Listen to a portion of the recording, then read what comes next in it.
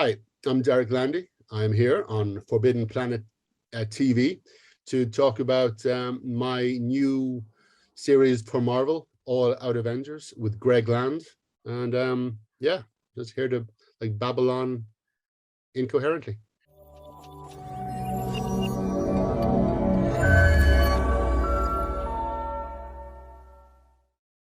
Welcome to Forbidden Planet TV. I'm Andrew Sumner, and I have a returning guest today, the one, the only, Derek Landy. How are you, mate? Hello there. I'm good. I'm good. Now, we're here not to speak about your excellent Skulduggery Pleasant series, of course, which we love at FP, but about another mutual love of ours, which is Marvel Comics, specifically your new Marvel book, All-Out Avengers. What can you tell me about it? It's a somewhat unique approach. Basically, every issue, and I'm trying not to make this sound awful, every issue you are basically slamming into a story already in progress. I was approached by Tom Brevoort, a Marvel editor, and he said, okay, I've got this idea. You know, when you were a kid and you walk into like a corner store, a drugstore over here, a newsagent, and you grabbed whatever a comic was on the rack, and invariably it was, you know, in the middle of an ongoing story, so you had no idea what had just happened. You will probably not find out how it concludes. You're just slammed right into the middle of this story. And he said, that's what I want with every single issue. So so basically my brief was to come up with a logical way to always come in. I approached it like this was the second half of a two-part story, the first half of which was never made. So it is asking a lot of the reader. Thankfully, we have a gorgeous artwork, so that will at least attract some people to it, and I've just got to focus on not screwing up from that point on. It's such an interesting conceit and such an interesting concept, because you know, for old school comic book readers like yourself, like myself, you know, that is that the whole concept of just randomly picking the book up on the rack and stepping into the narrative, that's a memory I remember very clearly from back in the day. And it's something in the era of the direct market and the comic shop and the collected edition that people rarely ever experience. I mean, I can remember when I was a kid, like obviously we had 2000 AD every week, and so we were kind of blessed with a regular dose of thrill power. But for the and we had Marvel UK. Marvel UK, yeah. Mighty World of Marvel. Yeah. But the actual the American comic books were sporadic. But yeah, because distribution was sporadic in the UK, right? So sometimes you missed issues, didn't you? Exactly. And like it was even worse in Ireland. I mean, you know, I didn't have a newsagent that always had, you know, the same title. I would go into newsagents whenever we went on caravanning holidays or, you know, whatever else, to, you know, and ooh, there's a comic, I will grab it no matter what it is. So I remember Spider-Man fighting a tarantula. I had no idea who he was. I remember a Hulk comic where they spelled through a THRU, and that riles me. But still, I was okay because it was proof that it's a genuine American comic. Yeah. But it wasn't until um actually lockdown where I started on my huge Marvel. It wasn't so much a reread as a first read. All of the, even I have, like the big Yeah. collected omnibus editions, which are so unwieldy but awesome. It wasn't until I got those, it wasn't until Marvel Unlimited launched that, so I'm reading um Fantastic Four, and I remember uh the hate monger in the Fantastic Four by John Byrne, where he makes everyone hate each other, and then Sue Storm turns into malice, and so you have all of. And I remember that from the UK preprints, but I had no idea how anything led up to it. I had no idea what happened afterward. I remember that particular story because it actually physically, it was like the first time I saw a Texas Chainsaw Massacre. It made me physically nauseous. He did it so well, but now I just reached that part maybe 2 months ago, so now I'm caught up, and this is how it starts. So basically, we didn't have any access to earlier issues. We couldn't fill in the blanks.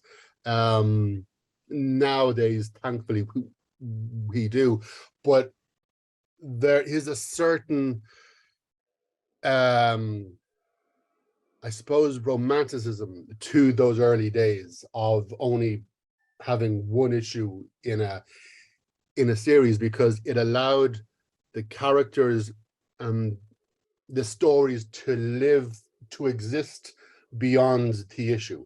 So I didn't know how this story began, so my imagination would have to fill it in. It would have to pick up the little clues in the dialogue, in the actions, and try to extrapolate what would then happen. So yeah, there's a kind of I mean, at the time it was just frustrating, but now it's nostalgic. So yeah. Yeah, right on. I mean, so when it comes to crafting All-Out Avengers, do you have a kind of macro through line with the story? Do you have to kind of deliver on that essential concept, but at the same time link it together somehow? Yes, that pretty much became my entire pitch, because you could take that a concept, that approach, and you could have a series of short stories, the second half of short stories.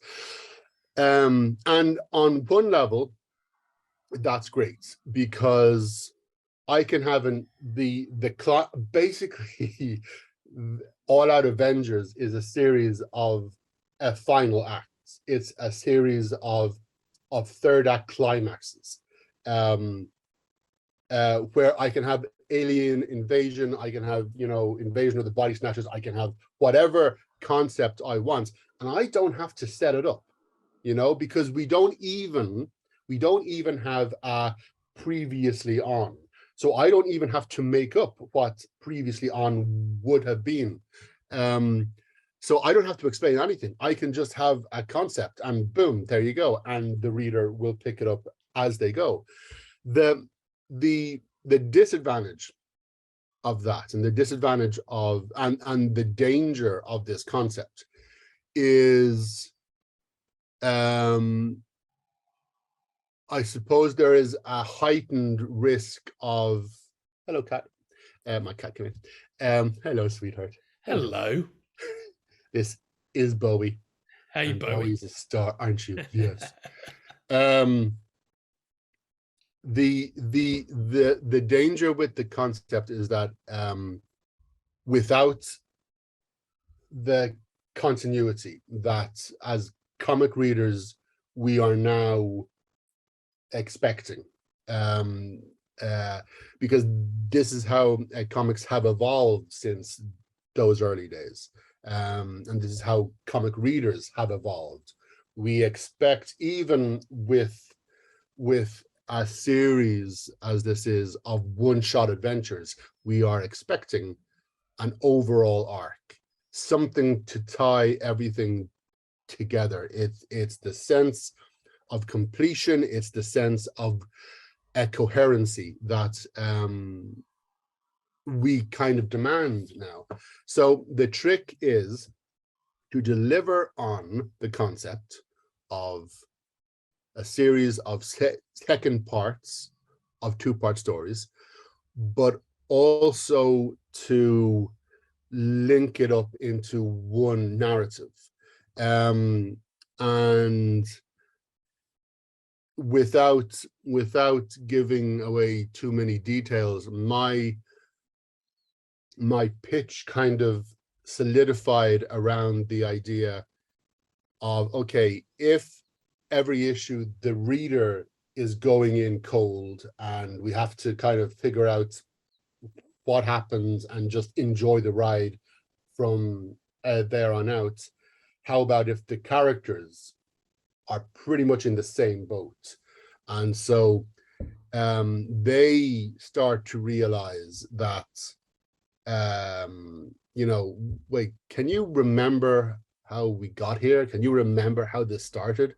And it's the slow realization that there's something else happening and there's something else going on, that became my pitch. So I completely get it, mate. So that's fascinating.